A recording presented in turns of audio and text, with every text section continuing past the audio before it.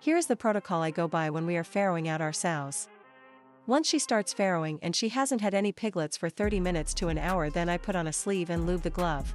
Make sure you pull up the bumper bar or take it off depending on how your crates work. I pull out the piglets I can reach.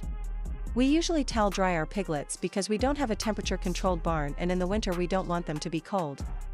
Since I am already sleeved up, I continue to check for more piglets. This piglet was head first and too big for my hand and the piglet to come through the birth canal. It is usually easier to pull bigger piglets if they are feet first, but when they are head first I use a pig puller. It takes some work to get the puller around the piglet's ears and head. I'm able to pull the piglet with the puller.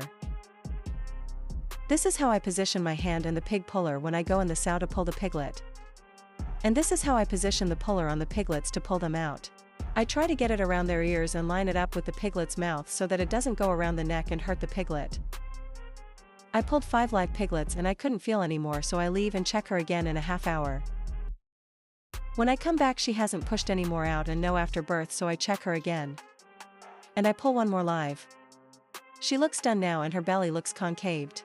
But if you think there are still more piglets but you can't feel anything, you can try getting her up and in hopes to move her around, or we will give her a shot of oxy which helps with contractions, but as soon as you give her a shot you need to check her within 10 to 15 minutes.